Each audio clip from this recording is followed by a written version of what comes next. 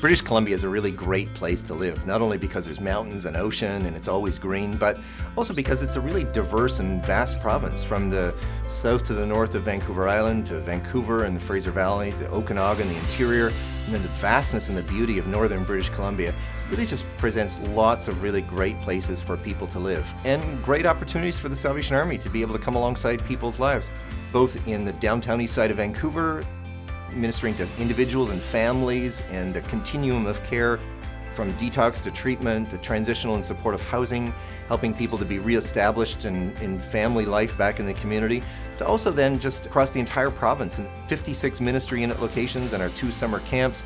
Is really exciting to be able to find ways to be able to give hope to people in their lives across this great province. We're seeing somewhere between 2 and 3% of the most vulnerable people in the community accessing the supports that the Salvation Army provides in the community. Community ministries in Prince George is pretty amazing. We have the opportunity to build relationships with food banks, vouchers, and volunteer opportunities. Our recycling program is an amazing transforming influence in the community. We have the opportunity to make an impact ecologically in the world around us, and millions of pounds of textiles are recycled each and every year through the operation at our recycling ministry. Being able to help somebody is not really an accurate representation of what the Salvation Army does. Being able to walk alongside them in their self-discovery and in their self-improvement. And sometimes that concept takes on the form of being given food at the food bank. Sometimes that journey takes on the form of being able to provide clothing or shelter or some other practical need. Many times that journey takes the form of a listening ear. It's not about giving food, it's not about meeting need. It's more about that relational connection that we can make together.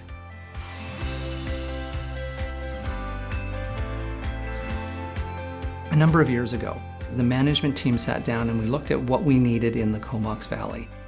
We looked at the client management services that we have, and we recognized that so many people were coming into the Salvation Army, and generation after generation. In some cases, we'd have a grandmother, a daughter, and their children with them. And we're looking at that and we're thinking, what is it that we can do to break that chain of people who are dependent upon us for food? So we came up with all kinds of different things. We have forklift training and WMIS and first aid training, we have budgeting and a myriad of other opportunities, all designed to take a person from where they are and to transform them so that they can get from where they are stuck in life into being contributing members of society. And we'll laugh with them, we'll teach them, we'll give them all the tools that we can possibly give them. And the desire is so that we can be transforming influences in their lives.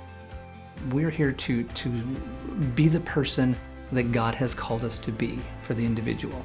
I think that's what the Comox Valley is all about in a nutshell. Need in the community is pretty broad.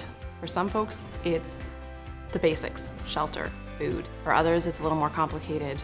There's a high rate of mental health, mental illness, lots of addiction in the neighborhood. I think that's sort of the image that most people have of the downtown east side. Our continuum of care starts with community meals, and we also have up to 6 shelters, which offer up to 250 shelter beds. We have a detox center and a residential addiction treatment center. We have a correctional halfway house for men reintegrating into the community. We offer a number of recreational programs for our clients. We think there should be fun in recovery. Some of that is getting out once a month to go for a hike or go to the batting cages or just go do something that's fun and physical and out of the neighborhood. It's a really good sign that they're doing well, that they feel safe enough to take the risk to play. Another thing that makes our program really unique is that about 35% of our staff are alumni of our programs. They're here working alongside our clients, and when they're saying, I get it, I understand, they really do. I think one of the things I'm most proud of at Harbour Light is the way our community works together towards these common goals of building hope and encouraging recovery and helping people to reach the goals that they have set for themselves. That's something that I think we're all pretty proud of. Grace mentioned in downtown Eastside is a sanctuary. We are a place that within that chaos people can still see the sign, see the door, and know there is a place that they can go and seek help and heal. We have program workers that are helping the clients to have permanent housing, to get a job, to have a family doctor, to get the basics of life, the things that they never had a chance to have. We have smart recovery, meditation class, expressive art therapy, Bible study. We have a group, they are going for hiking, walking club. We have quarterly barbecue. We have Sunday breakfast and service in-house. And also we have clients that they take initiative to start their own programs here. For the residents, Grace Mission provides refuge, provides home, healing, and hope. That's how we feed. In that hopeless neighborhood, we are a place of hope. Belkin House is a residential facility. Our core program is our transitional housing program, which we call the personal development plan, where we get individuals come from addiction treatment facilities for their second stage of programming, which we offer here at Belkin House. We try to cater to the needs of clients rather than fitting them into one set program.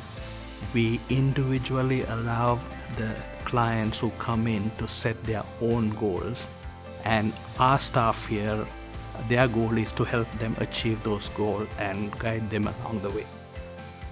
I am proud that we have been able to stay focused and know and understand that the work is never finished. There are people who need our help, and also to be able to change our focus according to the needs of the community, and to be able to be part of so many people's life-changing moments. I think the future of the Salvation Army in British Columbia is really exciting. I believe that we're not going to shrink, we're going to grow. Not only are we going to be able to keep doing what we do every day, but I really believe that the opportunities for us to do newer and bigger and better things are being presented to us all the time. As long as we're able to figure out how to find the resources, whether people or volunteers or finances, I really believe that there's going to be more and more that we're going to be able to do it. And I really think it's exciting to see what the future is going to hold for us as we're able to give hope in communities across British Columbia in the days to come.